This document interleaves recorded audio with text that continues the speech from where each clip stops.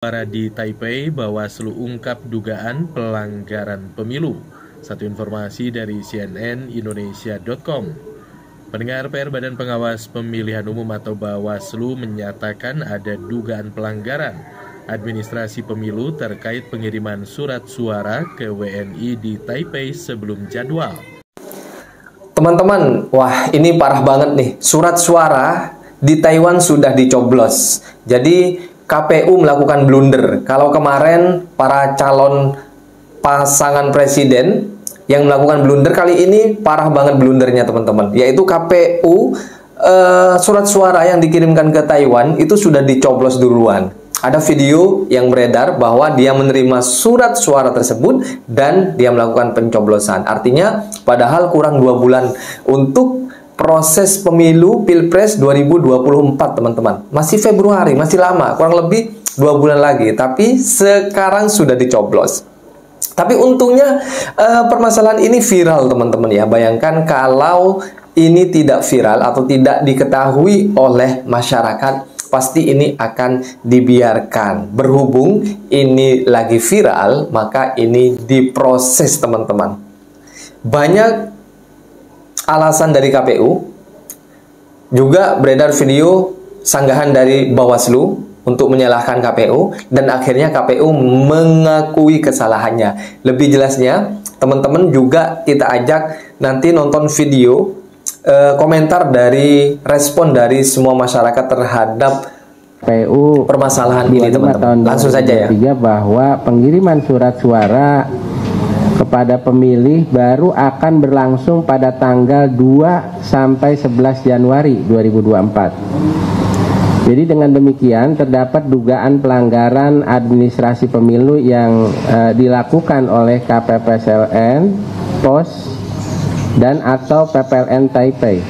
Kemudian yang kedua berkaitan dengan pernyataan KPU tentang 31.276 surat suara yang telah dikirim melalui pos oleh PPLN Taipei kepada pemilih dianggap sebagai surat suara rusak. Bawaslu berpandangan bahwa tidak terdapat kriteria surat suara rusak akibat kesalahan prosedur.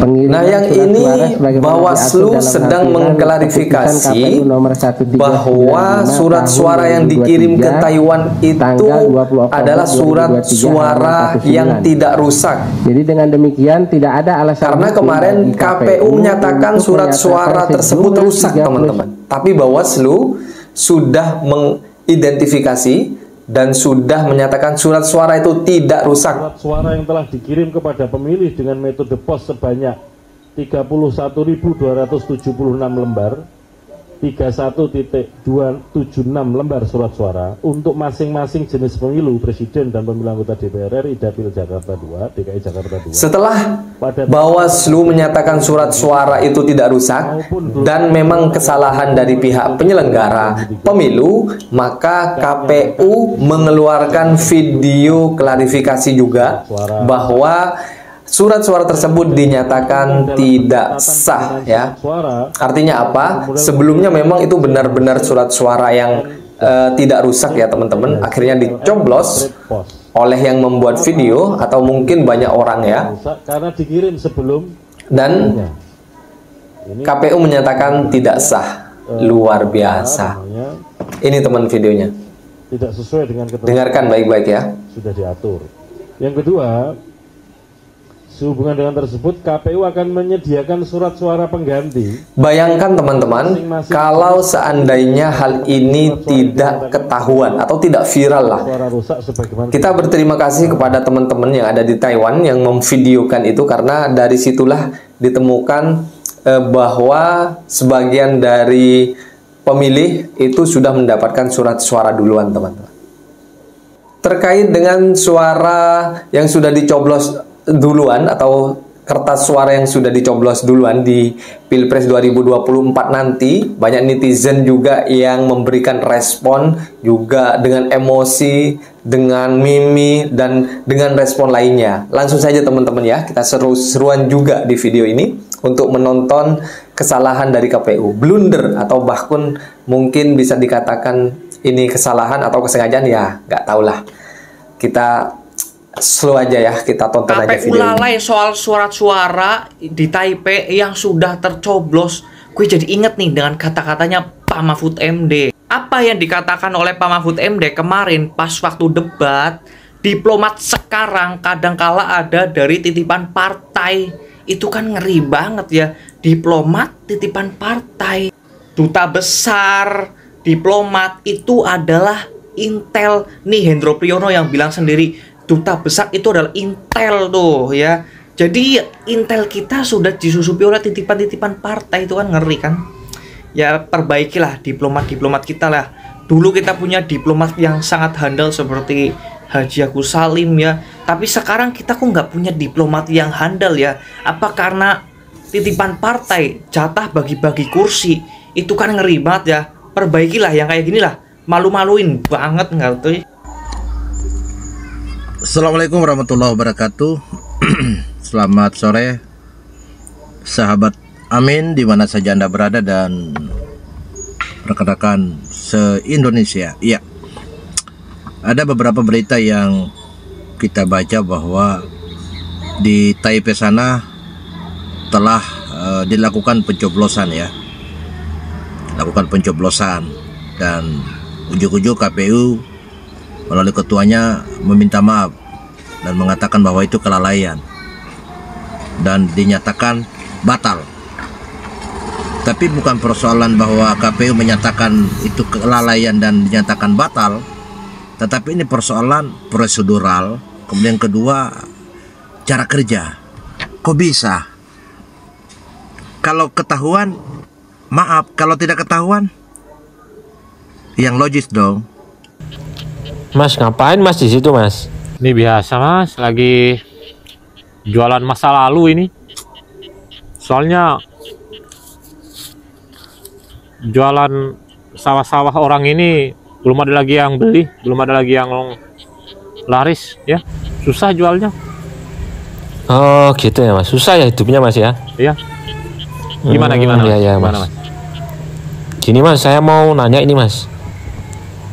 Gimana menurut Mas soal penemuan surat suara di Taiwan itu yang sudah dicoblos itu, Mas?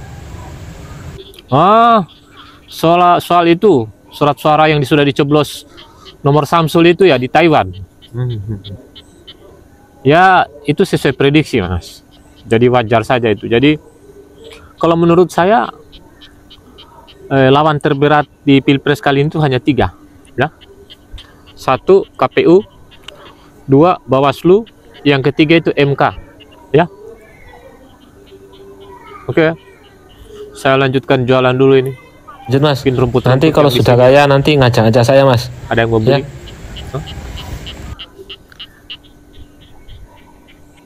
Surat suara di Taipei tercoblos, KPU jangan buang badan. Waduh, bisa-bisanya ya bocor.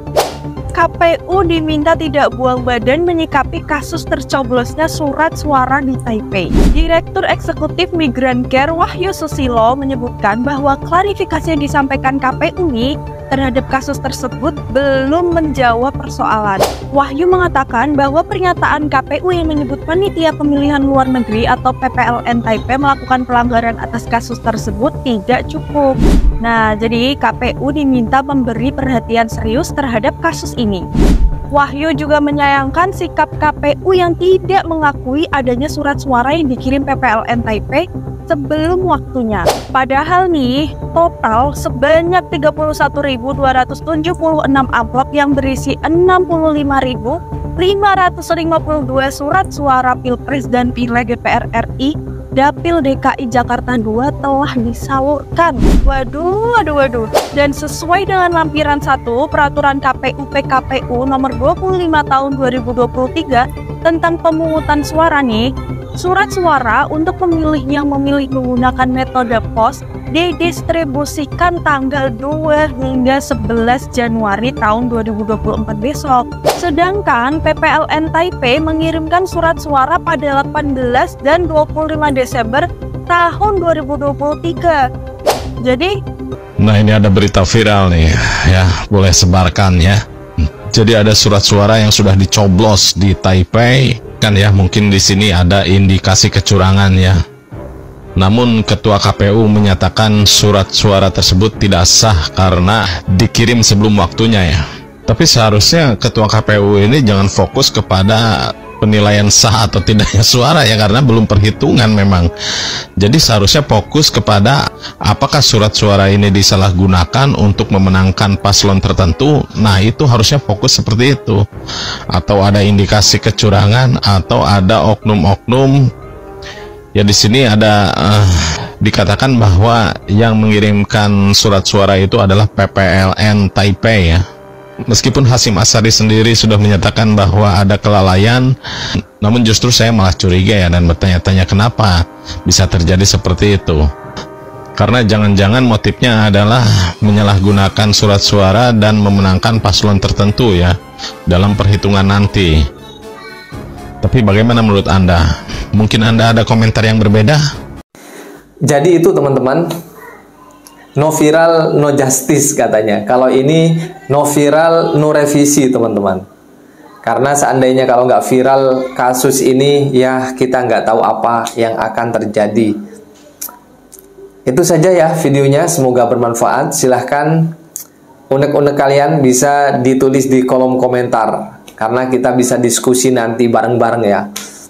Semoga video ini bisa ditonton oleh banyak kalangan, banyak orang, dan terima kasih sudah support channel ini. Dan terakhir dari saya, Assalamualaikum warahmatullahi wabarakatuh.